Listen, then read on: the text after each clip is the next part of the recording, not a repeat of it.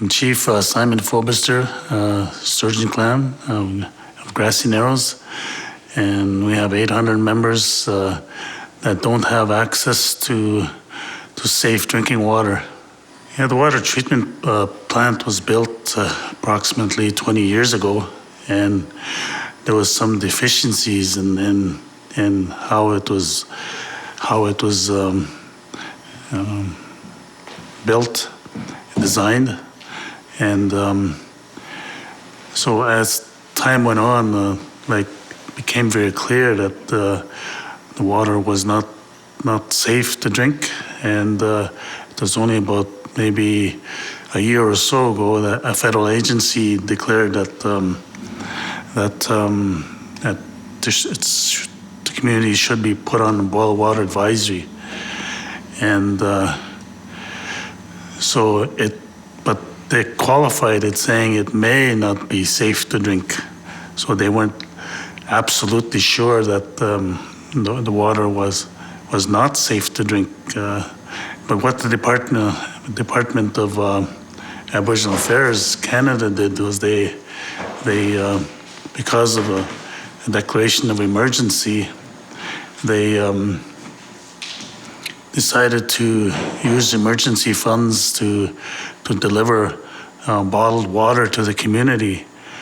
However, what they pay for the delivery of the bottled water, but they don't pay for the distribution, and so the band has to find money somewhere in programs and services to offset the costs of distributing the bottled water to members of the community. The bottled water is distributed to band members that are unable to come to this building where the bottled water is given out.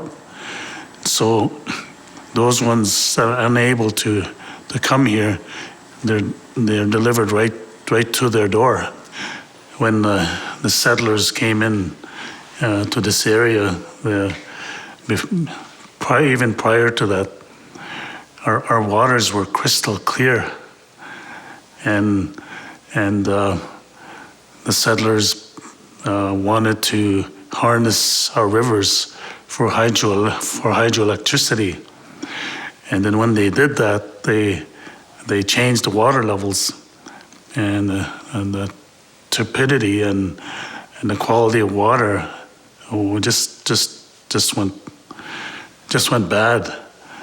It gets to a point where you can't even see the bottom anymore, the bottom of the river. Also, our waters they went through natural cycles and natural stages. When we had of course our water levels were even lower than they are now, and the water levels would go down during the spring. But when they built hydroelectric dams, that whole natural cycle changes contrary actually to nature. The water actually rises in the wintertime, and you can see water levels, rising even above ice in different parts of the river. So it also changed. Our trappers could, in the old days, they knew where to travel on the river, where it was safe to cross the ice. But these new hydro dams that were built in the 1950s, it made ice travel very, very, very dangerous, because they didn't know where there'd be open water or very thin ice. When the municipalities were built upriver from us, on both the Wabagun River and the English River, where they join, there's municipalities all along these river systems, and they dump pollutants, and there's also water and there's sewer that comes from those upstream, and it's the quality of water. The drinking quality of water is unsafe. Even I have 2 cabins on the river, and I rent these one cabin to Americans in early June, and I have to advise them, don't drink the water on this river, and bring your own water, bottled water. Hydro development and industrial development also have contributed to poor quality of drinking water, even in the river system. As you know, Dryden Paper dumped, they say, about 12 tons of methyl mercury into the river system, and that contaminated the fish, but we humans, us, we're at the top of the food chain. When we eat the fish, it builds up in our system and damages, our brain and nervous system. So we've gone through a very tragic journey, and even our band members, a lot of our band members, not just from Grassy, but even a community downriver called Wabsimung, they have health issues because of the mercury that's in our bodies, and so the quality of life for many have deteriorated, and they say that the long-term exposure, even if it's low levels of mercury, Dr. Rada says that can still do long-term damage, and as you get older, you begin to face more health issues because of the mercury that's in our bodies. That will probably cost at least maybe between $1 to $2 million to do an upgrade. And even then, if we need a new water treatment plant, it'll probably cost anywhere up to $20 million to build a new water treatment plant. And whether the Government of Canada or the Department of Indigenous Affairs have the capital to do the upgrade and or replacement to build a new water treatment plant, that remains to be seen, whether the capital dollars are there or not. I understand the Government of Canada passed a new budget allocating dollars for infrastructure upgrades, but the Chiefs of Ontario and the Assembly of First Nations are analyzing that budget as we speak to determine if there is sufficient dollars for infrastructure upgrades that need to be done across Canada. And there's over 600 First Nations that will be vying for those capital dollars. And the preliminary assessment is that there isn't going to be enough money to do especially the water treatment plant upgrades. Well, our non-native friends should call their MPs and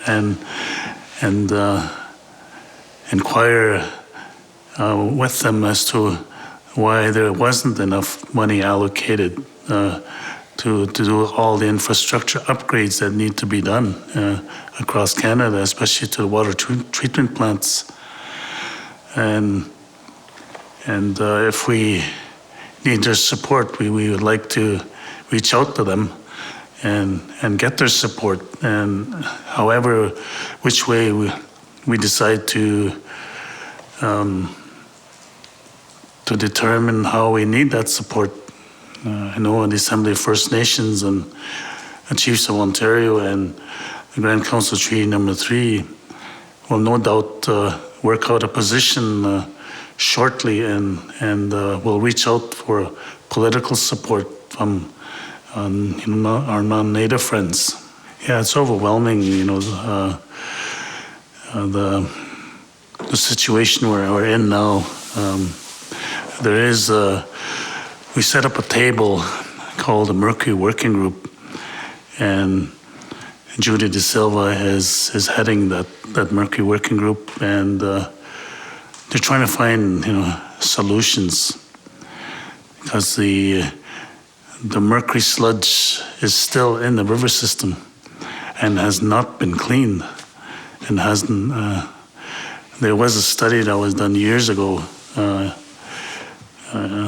early 80s, by federal and provincial officials, and at that time they determined that it would cost $200 million to clean up that sludge, but they determined that they'd probably do worse if they disturb the mercury, because they believe that there'd be a layer of silt that would eventually cover it, and they believe that if you just leave it alone, it'll cover itself.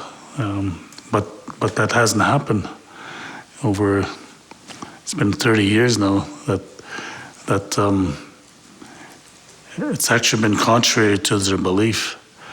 That every spring, because of the spring floods, it actually disturbs the mercury more, and mercury gets re-released every spring, every year. And so they still believe that sludge still exists in the river system.